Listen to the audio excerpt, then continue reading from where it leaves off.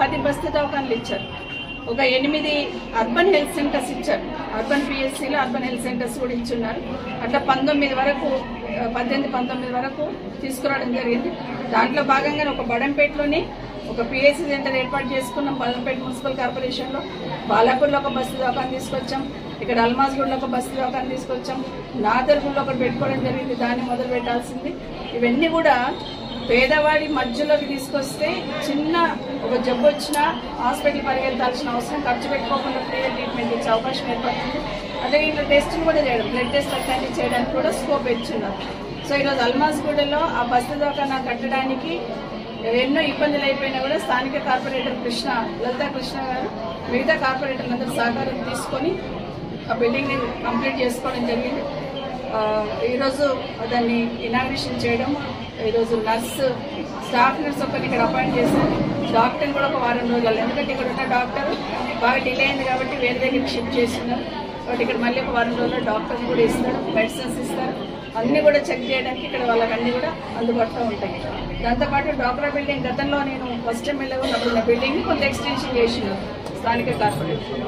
దానికి సంబంధించి వాళ్ళు గ్రూప్లో ఉన్న వాళ్ళు కూడా ఆర్థికంగా వాళ్ళకు బెనిఫిట్ అయ్యేటట్టు చేసుకోవాలని ఆలోచిస్తున్నారు. తప్పకుండా సహకారం అందించడం జరుగుతుంది. ఇదే కాకుండా స్థానికంగా ఉన్న డెవలప్మెంట్లో భాగంగా మన చెరువు ఇక్కడ ఏదైతే ఉందో ఇక్కడున్న మధ్యతరగతి వాళ్ళు ఎక్కువ ఉంటారు. ఇక్కడ ఆ చెరువు డెవలప్ చేసి ఇస్తే వాకింగ్ ట్రాక్ ఏర్పాటు చేస్తే బాగుంటుందని ఆలోచనతో మొదలుపెట్టిన ఆ చెరువుని మళ్ళీ అడిషనల్ అమౌంట్ ఒక 2 కోట్లు శాంక్షన్ ఇస్తే అది నాట్ స్టార్టెడ్ వర్క్లో చూపించి దాన్ని క్యాన్సిల్ చేయడం జరిగింది. ప్రభుత్వం ఇప్పటికైనా ఆలోచించమని కోరుతా ఉన్నాను. అట్లాంటి వర్క్ క్యాన్సిల్ చేయడం వల్ల ప్రజల అవసరాలను గమనించి ప్రజల కోసం పెడుతూ ఉంటాం. ఆ రోజు కేసీఆర్ గారు ఒక నిజంతో పనిచేస్తున్నారు. మున్సిపల్ తీసుకున్నప్పుడు మున్సిపల్లో పట్టణ పరిధి ద్వారా నిధులు ఇవ్వడమే కాకుండా ఒక్కొక్క డివిజన్ ఒక యూనిట్గా తీసుకొని పనిచేయమన్నారు. కాబట్టి ఆ రోజు చాలా గొప్పగా పనిచేసిన సందర్భం. మరి 1 సంవత్సరం పైన అవుతుంది, ఏమన్నా వచ్చిందా మున్సిపల్కి అని ఆలోచిస్తే ఏ మున్సిపాలిటీకి ఇప్పటికి ₹1 రాలేదు. 2 సార్లు మంత్రులు వచ్చిపోయినా, 3 సార్లు మంత్రులు వచ్చిపోయినా స్థానికంగా ఉన్న జనరల్ ఫండ్ ఫౌండేషన్ ఇచ్చిపోయిన తప్పిస్తే ₹1 ఇవ్వలే. కొన్ని ఏ మంత్రి గారు అని వచ్చినప్పుడు ఏదైనా అనౌన్స్మెంట్ ఇచ్చిపోతారని ఎదురు చూసినాం, అది కూడా రాలేదు. ఇప్పటికైనా ఈ మున్సిపల్ శాఖ గౌరవ ముఖ్యమంత్రి గారి దగ్గర ఉంది, ఇప్పటికైనా ఆలోచించి నిధులను ఏవైతే హోల్డ్ చేసి పెట్టినారో వాటన్నింటినీ రిలీజ్ చేయమని.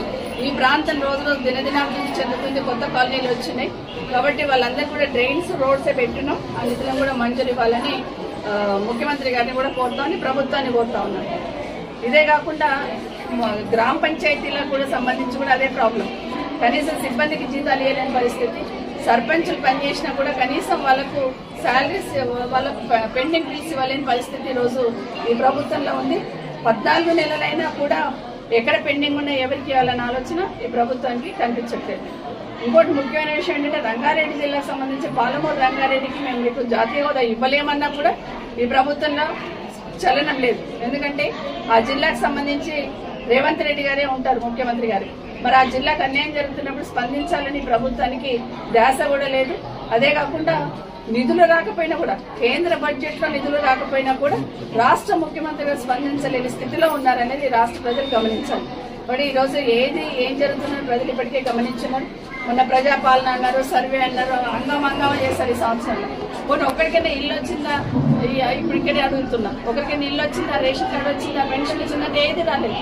కానీ పబ్లిసిటీకి మాత్రం చారాన కొడికి బారాన మసాలా అన్నట్టు పబ్లిసిటీ మాత్రం చేసుకోవడంలో ఈ ప్రభుత్వం ముందుంది. ప్రజలందరూ గమనిస్తున్నారు, టైం కోసం వెయిట్ చేస్తున్నారు, తప్పకుండా బుద్ధి చెప్తున్నారు.